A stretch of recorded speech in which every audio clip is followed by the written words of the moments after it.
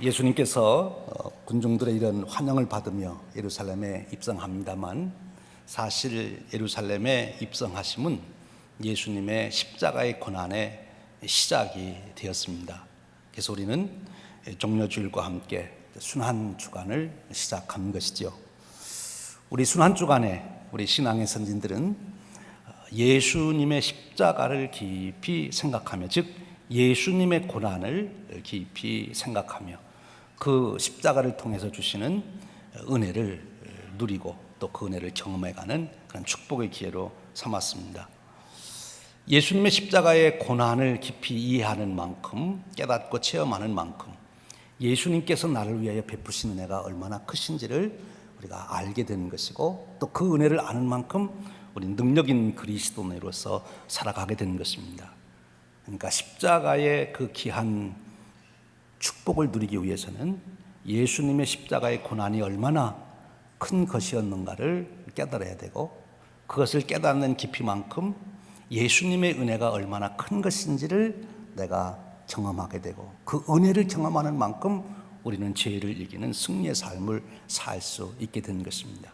그래서 우리는 십자가의 길, 십자가를 묵상함에 집중하게 된 거지요.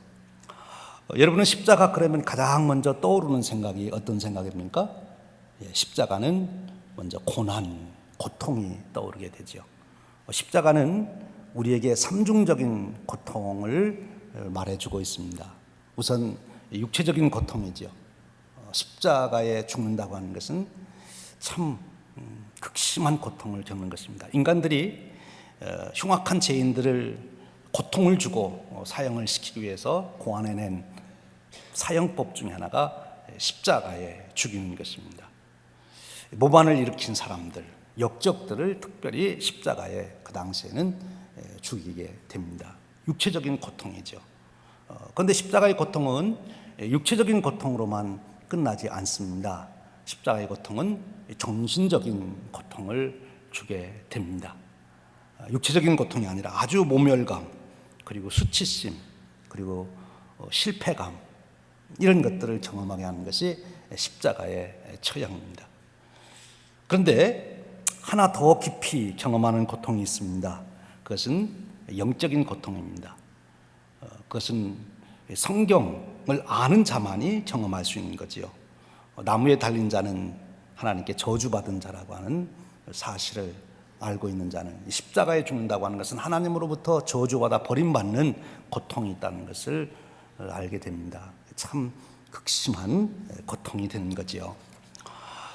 이런 고통을 우리 주님께서 당하시게 되는데, 오늘 우리가 읽은 본문 말씀에는 예수님께서 당하시는 그 세 가지 고통 중에 한 가지를 우리에게 특별하게 지적해 주고 있습니다. 23장 11절에 보면 헤롯이 그 군인들과 함께 예수를 없인 여기며 희롱하고 빛난 옷을 입혀 빌라도에게 도로 보내니, 그 예수님을 희롱했다, 조롱하는 그런 내용이 나옵니다. 그러니까 이 조롱한다고 하는 것, 그것은 정신적인 고통을 말하는 것이겠죠. 여러분 지금까지 살아오시면서 조롱당해 보신 적 있으세요? 희롱당해 보신 적 있으십니까? 그 분노를 잊지 못할 것입니다. 평생토록 잊을 수 없는 고통이 조롱당하는 것입니다. 혹시 여러분들이 지금까지 오시면서 누군가를 조롱해 보신 적 있으십니까? 아니면 최근에 여러분 주위에 사람들 간에 서로 조롱하는 모습을 보신 적이 있습니까?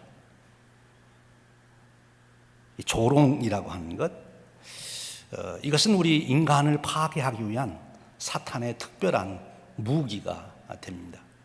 그래서 지금 사탄은 예수님을 십자가의 처형을 통해서 예수님을 굴복시키고 예수님의 구원 사역을 방해하기 위해서 예수님을 십자가에 사실은 못 박는 것입니다. 육체적인 고통도 큽니다만 그 십자가의 전 과정에 보면 반복적으로 등장하는 일이 예수님을 조롱하는 것이 드러납니다. 예수님을 조롱하는 것. 우리는 이 예수님이 십자가를 지시고 조롱당하시는 그 모습을 보면서 왜 예수님은 하나님의 아들인데 십자가에서 그토록 조롱을 당하셨나?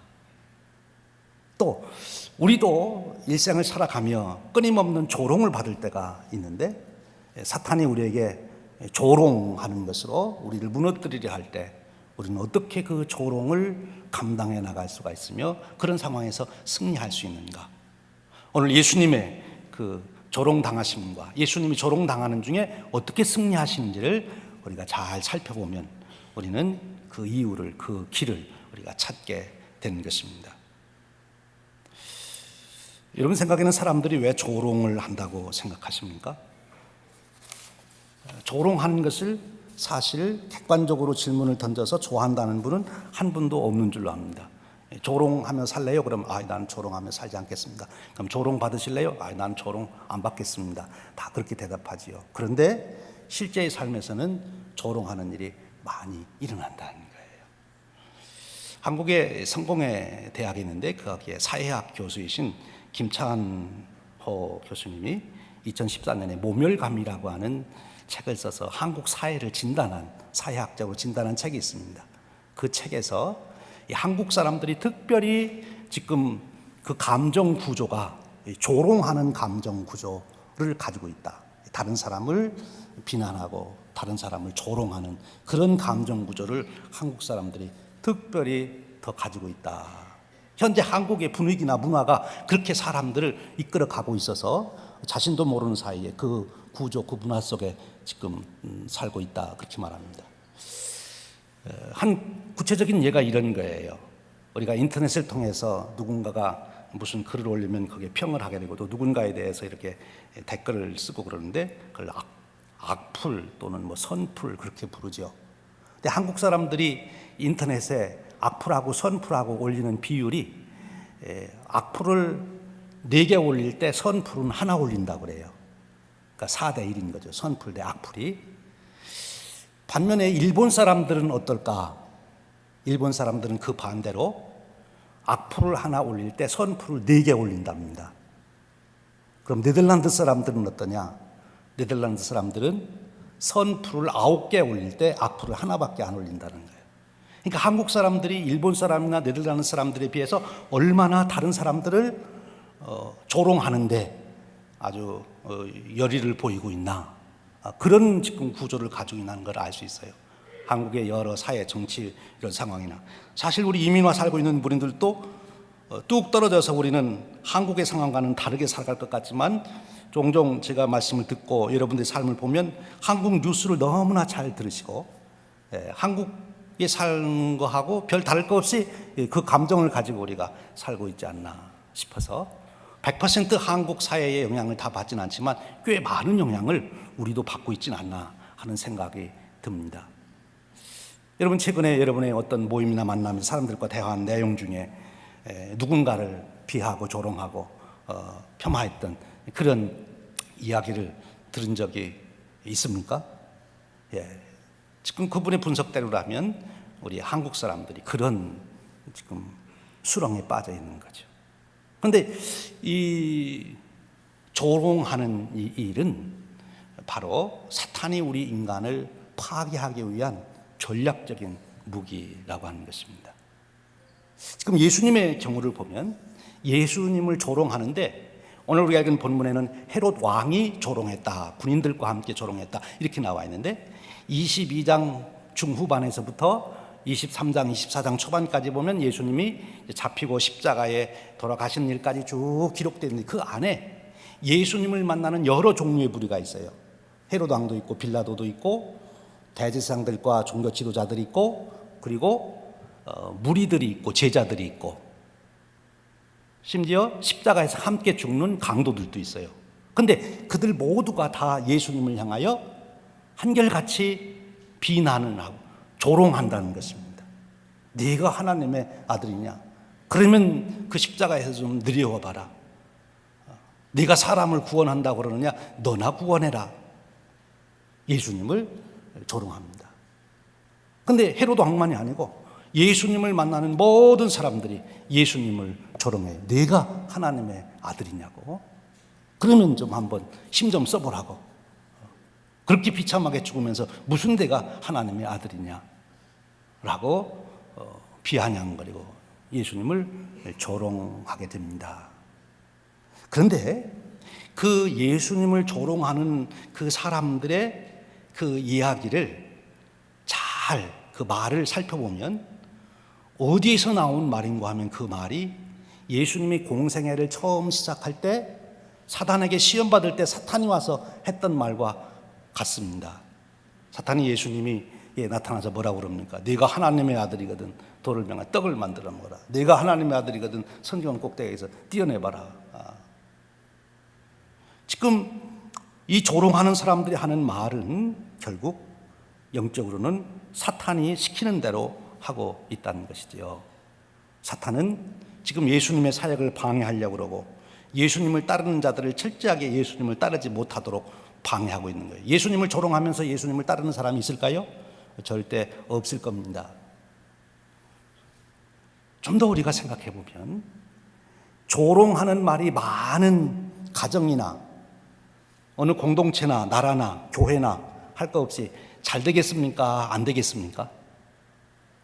그 가정은 가정 식구들끼리 조롱을 많이 하는데 그 가정은 행복하고 잘 된다. 그런 가정은 이 세상에 한 가정도 없습니다. 어느 공동체든지 그들이 모여서 서로 간에 조롱하면 그 공동체는 절대로 잘 될 수가 없는 거죠. 사탄은 이 조롱을 통해서 우리 인간 공동체를 무너뜨리고 결국 우리 한 사람 한 사람의 삶을 무너뜨리기 위해서 그 전략을 쓰고 있는 거예요.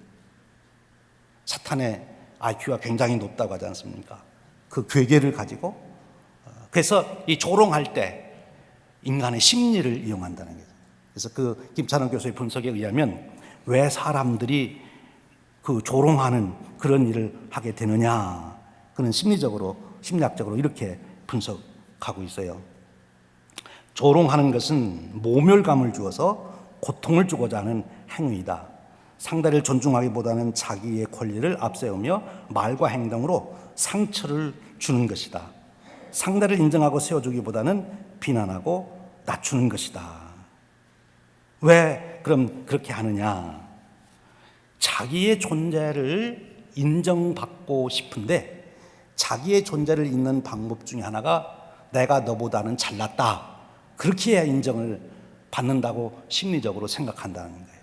그런데 내가 잘난 게 없으니까 잘난 사람을 모멸하고 조롱하고 그렇게 해서 비난해야 자기가 잘난 것처럼 보이기 때문에 그래서 심리적으로 그렇게 비난하는 일을 많이 해요. 그래서 비교의식이 강한 문화를 가진 사람들일수록 이 조롱하고 비난하는 일이 많다는 것입니다.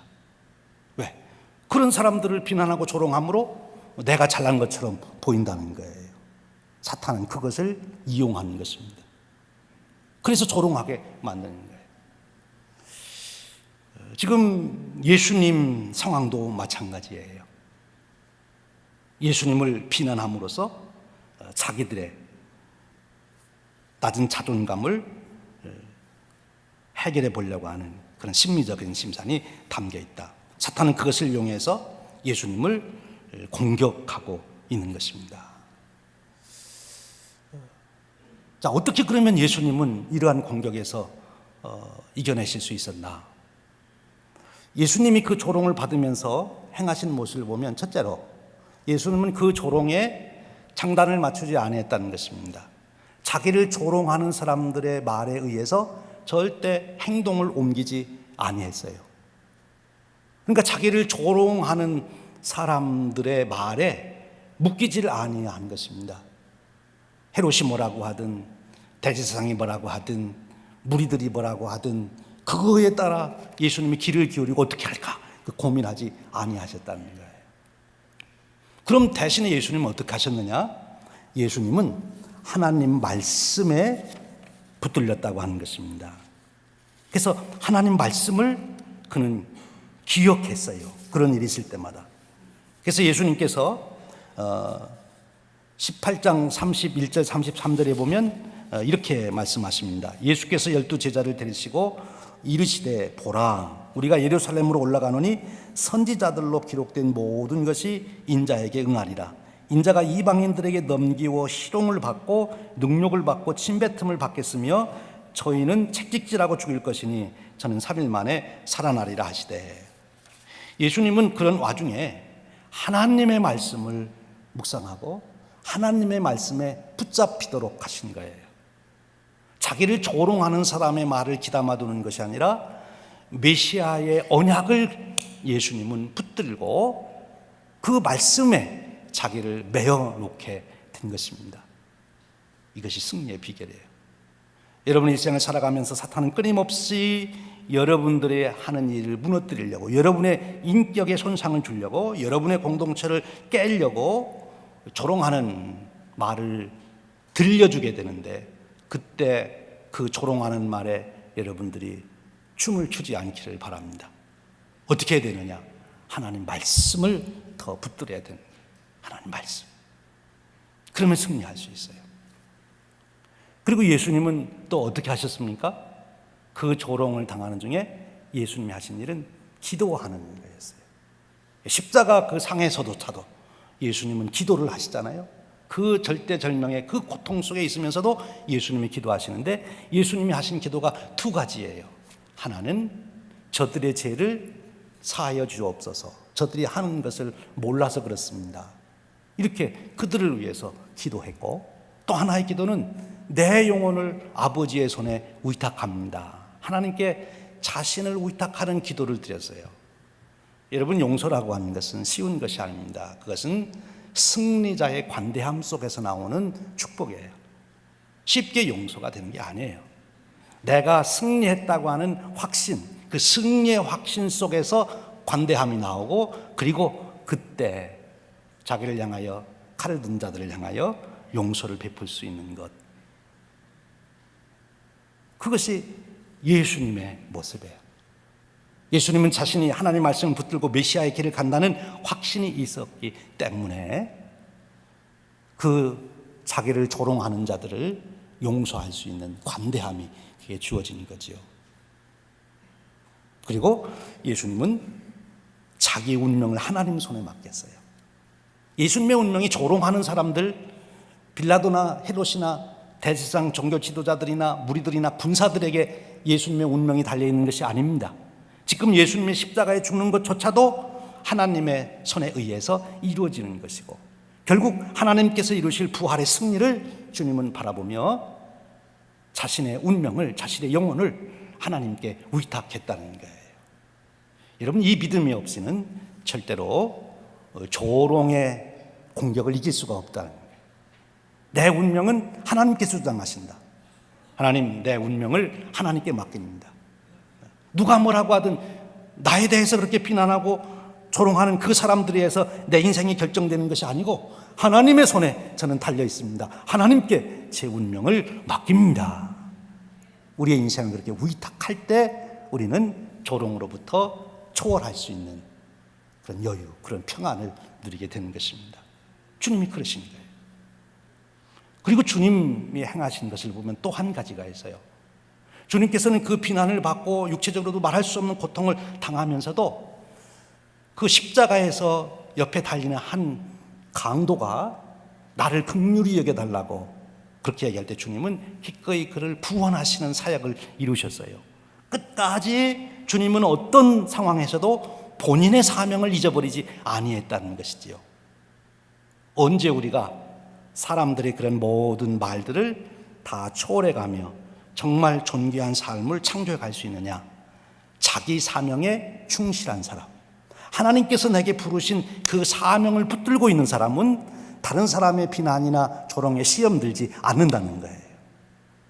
하나님께 주신 그 사명을만을 바라보고 거기에 집중해서 그 사명을 이루기 위한, 그것이 내 인생이지, 나를 해하려고 조롱하고 비난하는 사람들 거기에 맞춰 내가 춤출 일이 없다는 것입니다. 그렇잖아요, 여러분. 우리의 인생을 존귀하게 만드는 것이 무엇입니까? 나를 넘어뜨리고 나를 해하려고 하는 사람들, 그 사람들의 꾀에 넘어가서 내 인생이 존귀하게 될 수 있습니까? 우리는 사명을 이룰 때, 하나님이 내게 맡겨주신 그 존귀한 사명을 이룰 때 우리 인생은 가치 있는 것이고 우리 인생은 존귀한 거예요. 그러니까 우리가 사람들의 그런 말이 아니라 하나님께서 내게 주신 사명에 내가 집중하고 있을 때, 그 일을 이루기 위해서 내가 온 힘을 다할 때, 그때 우리는 우리의 인생을 가치 있게 살아가게 된다는 것입니다. 주님은 그렇게 이기신 거예요. 하나님의 아들이신 예수님께서 그 십자가의 조롱을 받으신 이유는 한 가지는 우리 인간의 죄를 드러내시기 위함입니다. 우리 인간이 얼마나 그 죄의 비열함, 죄의 참혹함이 무엇인지, 예수님이 잘못한 게 뭐가 있어요? 무리들에게 예수님이 뭐를 해를 끼친 것이 있습니까? 그들에게 베풀어준 많은 은혜와 공덕이 있음에도 불구하고 자기들 생각대로 예수님이 되지 않는다고, 정치적인 메시아가 되지 않는다고 예수님을 비난하는 그들을 향해서 예수님이 끝까지 은혜를 베풀 수 있었던 것, 그게 놀라운 주님의 역사, 은혜 아닙니까? 바로 그런 능력, 그런 죄, 자기에게 아무런 해를 끼치지도 않고 좋은 일만 해줬는데도 예수님을 십자가에 못 박으라고 소리 지르고, 그리고 예수님을 조롱하는 그 인간성, 그 죄는 정말 용서받을 수 없는 죄인데, 그 죄를 예수님이 대신 져주시는 일이 십자가를 지신 거예요. 그래서 예수님이 조롱받으신 거예요. 우리의 조롱하는 죄를 사해 주시기 위해서 예수님이 조롱을 받으신 거예요. 또 하나 오늘 우리가 집중하는 것은, 너희는 어떻게 조롱이라고 하는 사탄의 괴계를 물리칠 수 있느냐, 그것을 본을 보여주시기 위해서.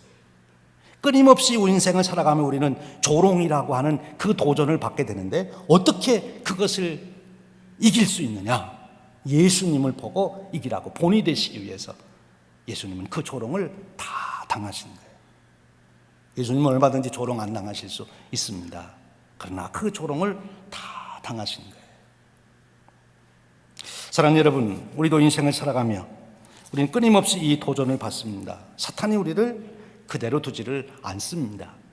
우리의 인격에 손상이 생기도록, 우리의 감정에 상처가 나도록, 그래서 우리가 행복하게 기쁘게 우리의 주신 사명을 쫓아서 살아갈 수 없도록 만들기 위해서, 우리가 하려고 했던 그 귀한 일을 포기하게 만들기 위해서 끊임없이 우리에게 공격하는 방법 중에 하나가 조롱하는 방법이에요.